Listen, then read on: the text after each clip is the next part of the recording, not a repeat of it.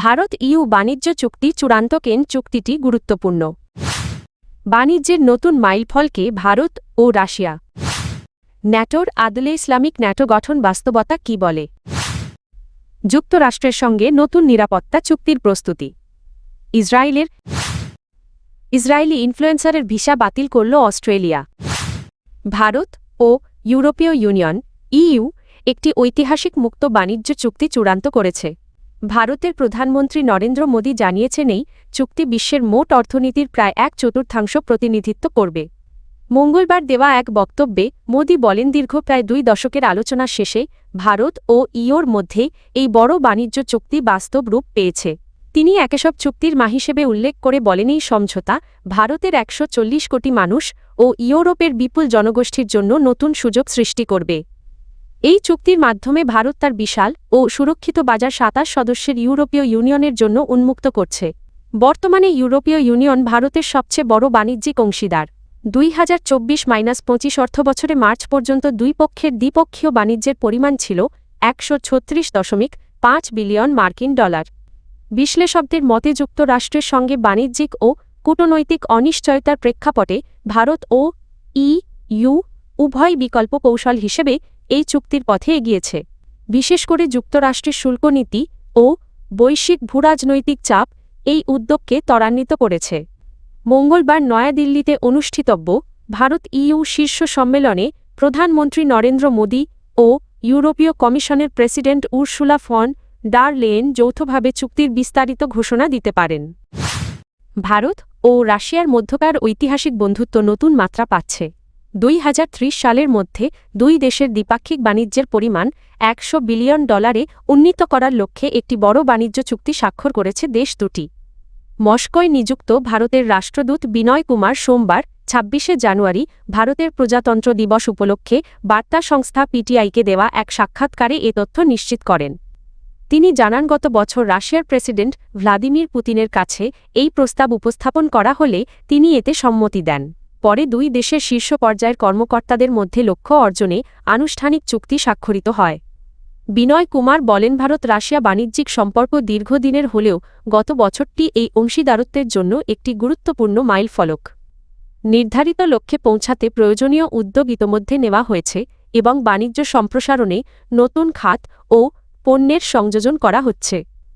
তিনি আশা প্রকাশ করেন, এই চুক্তির মাধ্যমে আগামী বছরগুলোতে ভারত ও রাশিয়ার অর্থনৈতিক সহযোগিতা আরও গভীর ও গতিশীল হবে।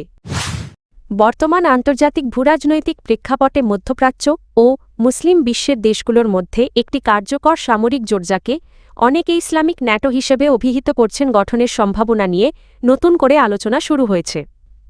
বিশ্লেষকদের মতে পশ্চিমা সামরিক জোট ন্যাটো যখন অভ্যন্তরীণ মতপার্থক্য ও যুক্তরাষ্ট্রের সাবেক প্রেসিডেন্ট ডোনাল্ড ট্রাম্পের কঠোর অবস্থানের কারণে চাপের মুখেক্ষণ রিয়াদ, আঙ্কারা ও ইসলামাবাদের মধ্যে বাড়তে থাকা প্রতিরক্ষা সহযোগিতা মুসলিম বিশ্বে একটি নতুন কৌশলগত মেরুকরণের ইঙ্গিত দিচ্ছে। আন্তর্জাতিক গণমাধ্যম ও রাজনৈতিক বিশ্লেষকদের ধারণা, প্রস্তাবিত ইসলামিক ন্যাটো মূলত সৌদি আরবের নেতৃত্বে গঠিত 43 দেশের ইসলামিক মিলিটারি কাউন্টার টেরোরিজম কোয়ালিশনের একটি সম্প্রসারিত ও শক্তিশালী রূপ হতে পারে। গত বছর কাতারে ইসরায়েলি হামলার পর অনেক আরব দেশ তাদের নিরাপত্তা নিশ্চিত করতে যুক্তরাষ্ট্রের ওপর নির্ভরতা কমানোর দিকে ঝুঁকেছে। এই প্রেক্ষাপটে 2025 সালে সৌদি আরব ও পাকিস্তানের মধ্যে স্বাক্ষরিত কৌশলগত প্রতিরক্ষা সমঝোতা এবং তাতে তুরস্কের সম্ভাব্য অন্তর্ভুক্তিকে একটি নতুন সামরিক জোট গঠনের প্রাথমিক ধাপ হিসেবে দেখা হচ্ছে। ইসরায়েল যুক্তরাষ্ট্রের সঙ্গে একটি নতুন 10 বছর মেয়াদী নিরাপত্তা চুক্তি নিয়ে আলোচনা শুরুর প্রস্তুতি নিচ্ছে। এই চুক্তির মাধ্যমে দেশটি মার্কিন সামরিক সহায়তা অব্যাহত রাখার চেষ্টা করবে, তবে একই সঙ্গে ভবিষ্যতে ধীরে ধীরে যুক্তরাষ্ট্রের নগদ সহায়তার ওপর নির্ভরতা কমানোর ইঙ্গিতও দিয়েছেন ইসরায়েলি নেতারা। মঙ্গলবার 27শে জানুয়ারি ফিনান্সিয়াল টাইমসের বরাতে এ তথ্য জানিয়েছে সংবাদ মাধ্যম আল আরাবিয়া। ইসরায়েলের সামরিক ও প্রতিরক্ষা মন্ত্রণালয়ের প্রধান আর্থিক উপদেষ্টা পদ ছাড়ার আগে দেওয়া এক সাক্ষাৎকারে গিল পিনখাস জানান, আসন্ন আলোচনায় নগদ সহায়তার পরিবর্তে যৌথ সামরিক ও প্রতিরক্ষা প্রকল্পকে অগ্রাধিকার দিতে চায় ইসরায়েল। তার ভাষায়, কেবল আর্থিক সহায়তার চেয়ে দীর্ঘমেয়াদী অংশীদারত্ব বেশি গুরুত্বপূর্ণ। তিনি আশা প্রকাশ করেন, আগামী কয়েক সপ্তাহের মধ্যেই এ বিষয়ে আলোচনা শুরু হতে পারে। এ বিষয়ে রয়টার্সের মন্তব্যের অনুরোধে যুক্তরাষ্ট্রের পররাষ্ট্র দপ্তর তাৎক্ষণিক কোনো প্রতিক্রিয়া জানায়নি। গিল পিনখাস বলেন, এই সম্পর্ককে শুধু অর্থের হিসাবে না দেখে বৃহত্তর কৌশলগত দৃষ্টিকোণ থেকে মূল্যায়ন করা প্রয়োজন। বিদ্বেষমূলক বক্তব্য ছড়ানোর অভিযোগে Israeli social media influencer Sammy ইয়াহুদের ভিসা বাতিল করেছে অস্ট্রেলিয়া। মঙ্গলবার ২৭শে জানুয়ারি এক বিবৃতিতে দেশটির স্বরাষ্ট্রমন্ত্রী টনি বার্ক জানান, ঘৃণা বা বিদ্বেষ ছড়ানোর উদ্দেশ্যে যারা অস্ট্রেলিয়ায় প্রবেশ করতে চান তাদের জন্য দেশটির দরজা খোলা নয়। ইসরায়েল থেকে অস্ট্রেলিয়াগামী ফ্লাইটে ওঠার মাত্র ৩ ঘণ্টা আগে স্যামি ইয়াহুদ জানতে পারেন তার ভিসা বাতিল করা হয়েছে। তিনি মূলত ইসলাম বিদ্বেষী কন্টেন্ট প্রচারের জন্য পরিচিত। অস্ট্রেলিয়ার স্বরাষ্ট্রমন্ত্রী বার্তা সংস্থা এএফপিকে বলেন, অস্ট্রেলিয়ায় ভ্রমণের জন্য সঠিক ভিসা ও গ্রহণযোগ্য উদ্দেশ্য থাকতে হবে।